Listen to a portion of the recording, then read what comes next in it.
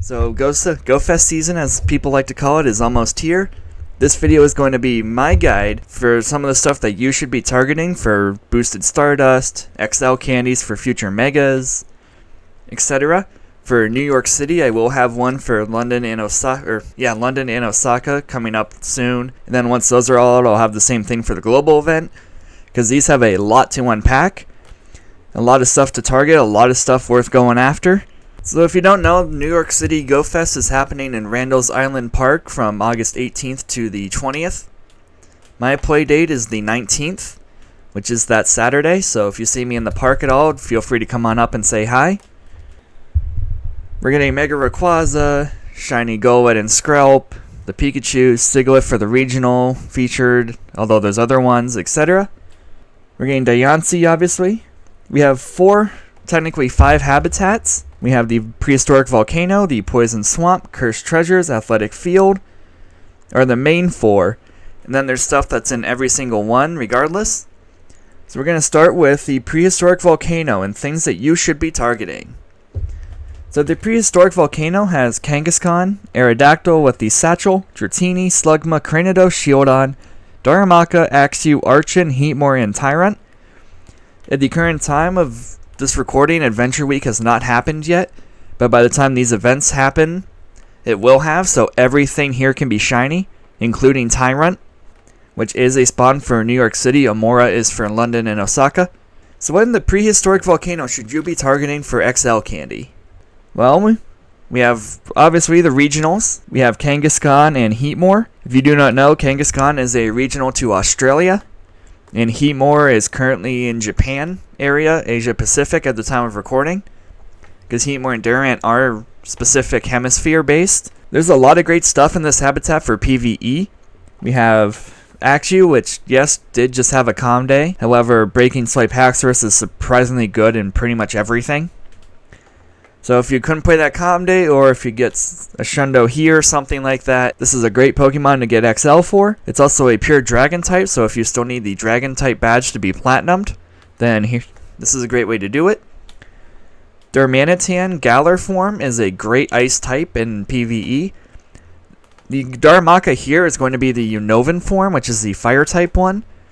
However, they use the same candy, so any Darumaka XL you get for here will also work for the Galarian form. I believe that's like the top 5 ice right now or something like that. It's pretty good. So that's something you want candy for. Rampardos is a monster rock type in PvE. The only things that beat it are Shadow Tyranitar, I think, and then the Megas. So that is something you 100% want candy for. Same for Aerodactyl. Mega Aerodactyl is right now the number 1 rock type, but it will be the number 2 Mega rock type when Mega Tyranitar comes out for Adventure Week.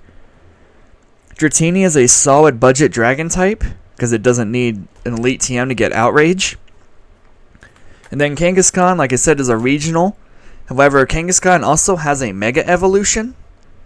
So, and since it's a regional, that's another great Pokemon to get candies for. Similar reason for Heatmor, because it's a regional. It's another great mon to target as well. Slugma is absolutely useless, except for like maybe a limited PvP cup, but I'm not diving into PvP for this.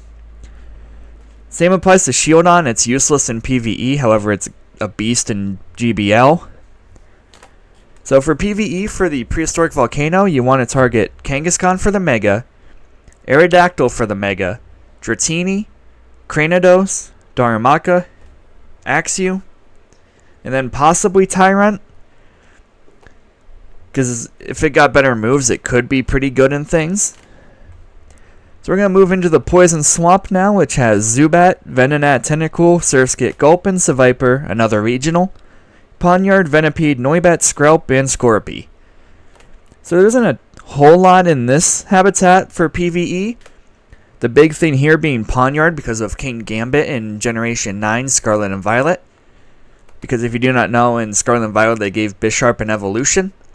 And that thing should be pretty fun to deal with and go when that comes. It's still a Steel and Dark type, but it's got a signature move that's pretty good and an ability that is insane.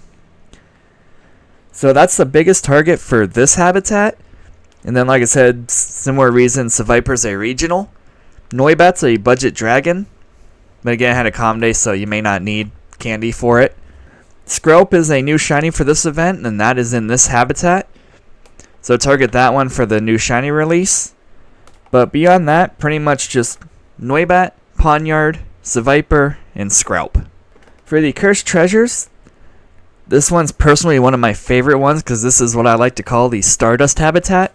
For the Cursed Treasures, we have Ghastly, Pinsir, Eevee, Snorlax, Nosepass, Sableye, Chimecho, Unova, Yamask, Durant, another regional, Golett, the new shiny, and then Clink. So for PvE, we have Ghastly for Mega Gengar, Pinsir for Mega Pinsir, Eevee because it's a budget of pretty much every one of its typings. It's a budget raider. Snorlax for future Gigantamax Snorlax. Chimecho and Sableye each give boosted dust.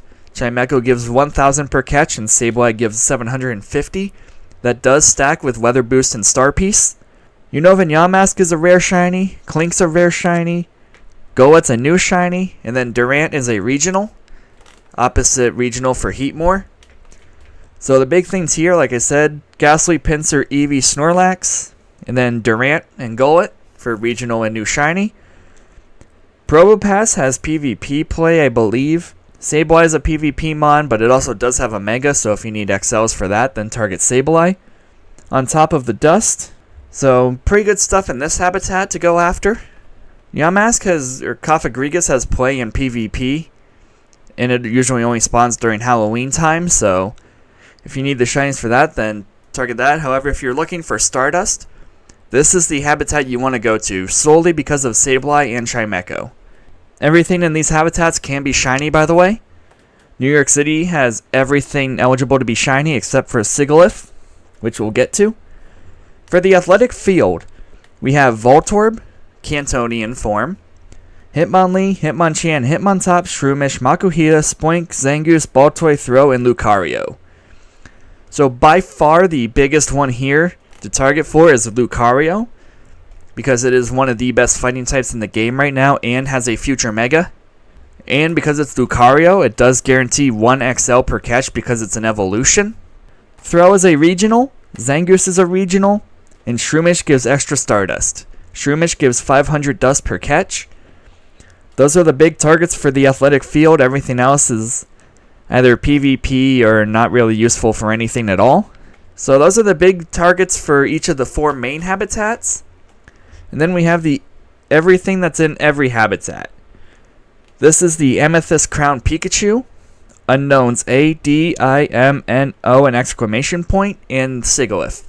Sigilyph cannot be shiny during this event, however it is the featured regional on top of all the other regionals. Unknown exclamation point is a brand new shiny debut, and the first time exclamation point Unknown's been in an event since like 2017 or something like that. So obviously Unknowns, super rare shinies. You got the costume Pikachu. These will be in every habitat, so you don't need to go as hard for these as say like Lucario or something that's a habitat specific Pokemon.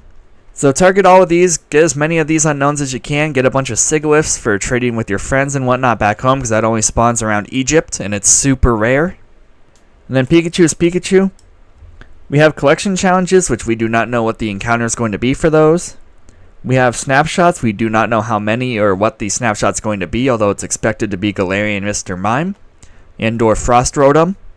And then there's field research for Carbink. Carbink is not a shiny debut. It's a new Pokemon if you didn't pre-order a GoFest global ticket. But beyond Carbink, we don't know what the field research is going to be yet, which is why I'm just sticking to the habitats. But those are what I believe are the best spawns to target for New York City's GoFest. We're talking things solely just for Stardust and XL candy. I'm going to have mega guides and stuff in the future for what you'll want to do. Maybe PvP guides, but we'll see on that. But let me know what you think about these. Did you think I missed anything here? Let me know. What are you targeting if you're going to this event? Thank you guys for watching. Leave a like if you enjoyed it. Subscribe if you're new so you don't miss other guides and breakdowns and things. And I'll catch you guys in the next video.